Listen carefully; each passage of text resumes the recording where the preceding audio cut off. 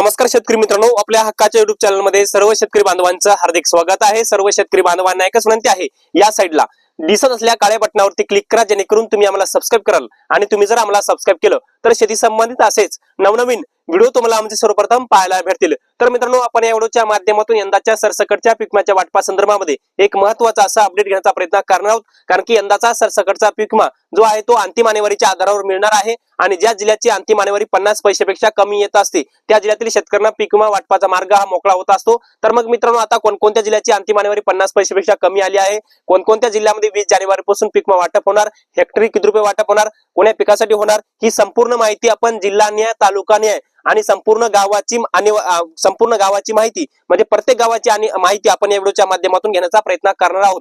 तर नमस्कार, मी ज्ञानेश्वर सवंडकर स्वागत करतो आपल्या हक्काच्या युट्यूब चॅनल मध्ये। सर्वांना एकच विनंती आहे, व्हिडिओ शेवटपर्यंत बघा, जेणेकरून असेच शेती संबंधित नवनवीन व्हिडिओ तुम्हाला सर्वप्रथम पाहायला भेटतील। तर मित्रांनो, याच्यामध्ये पहिला जिल्हा आहे तो म्हणजे परभणी जिल्हा। परभणी जिल्ह्यातल्या 128 गावाची अंतिम आणेवारी 35 पैसे काढण्यात आलेले आहे। खूप कमी आणेवारी आहे, त्यामुळे मोठ्या प्रमाणामध्ये पीक विमा सुद्धा या तालुक्यातील 128 गावांना मिळणार आहे। त्यानंतर जिंतूर तालुक्यातील 169 गावाची आणेवारी 49.33 पैसे आहे।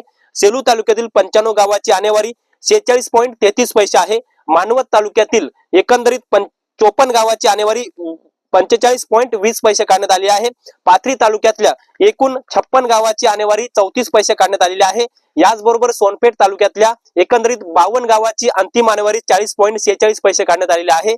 याचबरोबर गंगाखेड तालुक्यातल्या 105 गावाची अंतिम आणेवारी 42 पैसे काढण्यात आलेली आहे।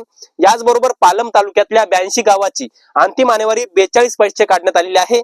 याचबरोबर पूर्णा तालुक्यातल्या 94 गावाची अंतिम आणेवारी 44.78 पैसे काढण्यात आली आहे। आणि एकंदरीत परभणी जिल्ह्याची आणेवारी 50 पैशापेक्षा कमी आल्यामुळे परभणीमध्ये यंदाचा सरसकटचा पीक विमा वाटपाचा मार्ग हा मोकळा झालेला आहे। सोयाबीन आणि कपाशी या दोन पिकासाठी हेक्टरी 25,000 रुपयापर्यंत 20 जानेवारी पासून पीक विम्याचं वितरण होऊ शकतं।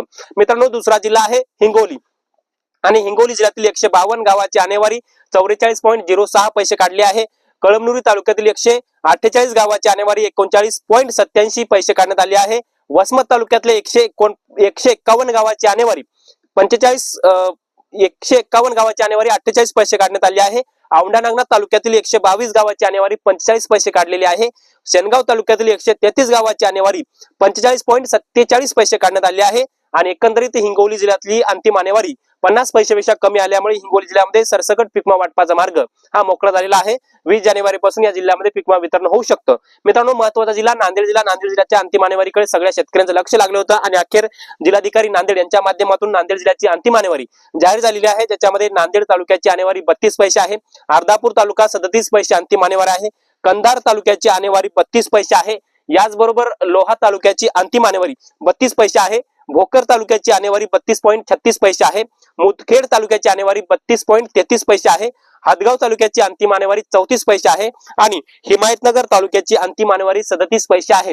याचबरोबर नांदेड जिल्ह्यातल्या किनवट तालुक्याची अंतिम आणेवारी 37 पैसे आहे। माहूर तालुक्याची आणेवारी 37 पैसे। देगलूर तालुका 36 पैसे आहे। मुदखेड तालुका 32 पैसे आहे। बिलोली तालुका 35 पैसे आहे। नायगाव तालुका 32 पैसे आहे। धर्माबाद 31 पैसे आणि उमरी 35 पैसे। अशा प्रकारे नांदेड जिल्ह्याची आणेवारी खूपच प्रमाणामध्ये कमी आली आहे, म्हणजे नुकसानकारक आलेली आहे। आणि 50 पैसे तर सोडा तर 40 पैशापेक्षा कमी आले आहे। त्यामुळे नांदेड जिल्ह्यामध्ये मोठ्या प्रमाणामध्ये यंदाचा पीक विमा वाटप होण्याची शक्यता आहे, कारण की नुकसान बरंच सारं झालेलं आहे असं अंतिम आणेवारीवरून दिसतं। त्यामुळे यंदाचा सरसकट पीक विमा वाटपाचा मार्ग नांदेडमध्ये मोकळा झाला आहे असं आपण म्हणू शकतो। त्यामुळे मित्रांनो, आता पुढचा जिल्हा आहे अमरावती आणि अमरावती जिल्ह्याची आणेवारी एकूण 47 पैसे काढण्यात आलेले आहे। एकंदरीत अमरावती जिल्ह्याची आणेवारी पाहायला गेलं तर अमरावती जिल्ह्यातील अमरावती तालुक्याची आणेवारी 47 पैसे। याच्यामध्ये सर्वात कमी आणेवारी तिवसा तालुका नुकसानग्रस्त, तो म्हणजे 43 पैसे काढण्यात आलेले आहे। धारणी तालुका 49 पैसे। चिखलदरा तालुका 49 पैसे। नांदगाव खंडेश्वर आणेवारी 49 पैसे। वरुड तालुका, दर्यापूर तालुका आणि धामणगाव रेल्वे तालुका या तिन्ही तालुक्याची अंतिम आणेवारी 48 पैसे काढण्यात आलेली आहे, म्हणजे 50 पैशापेक्षा कमी आहे। याचबरोबर भातुकली तालुका असेल, चांदूर रेल्वे असेल, मोर्शी असेल किंवा चांदूर बाजार असेल आणि अंजनगाव सुरजी असेल, या सगळ्या तालुक्याची आणेवारी 47 पैसे काढण्यात आलेले आहे, म्हणजे 50 पैशापेक्षा कमी आहे। याचबरोबर अमरावती तालुका 46 पैसे आलेले आहे। अचलपूर तालुका 46 पैसे आणि एकंदरीत संपूर्ण अमरावती जिल्ह्याची आणेवारी 50 पैशापेक्षा कमी आल्यामुळे अमरावती जिल्ह्यामध्ये यंदाचा सरसकट पीक विमा वाटपाचा मार्ग हा मोकळा झालेला आहे। त्यामुळे अमरावती जिल्ह्यातील शेतकऱ्यांसाठी अत्यंत आनंदाची बातमी आहे। मित्रांनो, पुढचा जिल्हा आहे तो म्हणजे सांगली जिल्हा। मित्रांनो, सांगली जिल्ह्यातल्या 54 गावांची अंतिम आनेवारी जाहीर झालेली आहे, ज्याच्यामध्ये 54 गावामध्ये जत तहसील मध्ये 46 गावाची आनेवारी 50 पैशापेक्षा कमी आहे। संख अप्पर तहसील मध्ये 8 गावाची आनेवारी 50 पैशापेक्षा कमी आहे आणि अशा सांगली जिल्ह्यातल्या 54 गावाची आनेवारी 50 पैशापेक्षा कमी असल्यामुळे सांगली जिल्ह्यातल्या 54 गावामध्ये सरसकट पीक विमा वाटपाचा मार्ग मोकळा झालेला आहे। या जिल्ह्यातील शेतकऱ्यांनी, या तालुक्यातील, या गावातील शेतकऱ्यांनी पीक विमा भरलेला असेल तर त्यांना पीक विमा मिळणार आहे। मित्रांनो, पुढचा महत्त्वाचा जिल्हा छत्रपती संभाजीनगर जिल्हा। छत्रपती संभाजीनगर जिल्हाधिकारी यांच्या माध्यमातून या जिल्ह्याची आनेवारी जाहीर झालेली आहे, ज्याच्यामध्ये छत्रपती संभाजीनगर तालुक्याची आनेवारी 46.70 पैसे, पैठण 46.11 पैसे, फुलंब्री 49 पैसे, वैजापूर 47.15 पैसे, गंगापूर 48.15 पैसे, खुलताबाद 48 पैसे, सिल्लोड 48 पैसे, याचबरोबर कन्नड 48 पैसे आणि सोयगाव 48 पैसे अशा प्रकारे छत्रपती संभाजीनगर जिल्ह्याची आनेवारी 50 पैशापेक्षा कमी आली आहे। त्यामुळे छत्रपती संभाजीनगर जिल्ह्यामध्ये पीक विमा वाटपाचा मार्ग हा मोकळा झालेला आहे। याचबरोबर मित्रांनो, पुढचा जिल्हा आहे जालना जिल्हा। जालना जिल्हाधिकारी यांच्या माध्यमातून जालना जिल्ह्यातल्या 965 गावाची अंतिम आनेवारी जाहीर झालेली आहे, ज्याच्यामध्ये 965 गावाची अंतिम आनेवारी 50 पैशापेक्षा कमी आली आहे।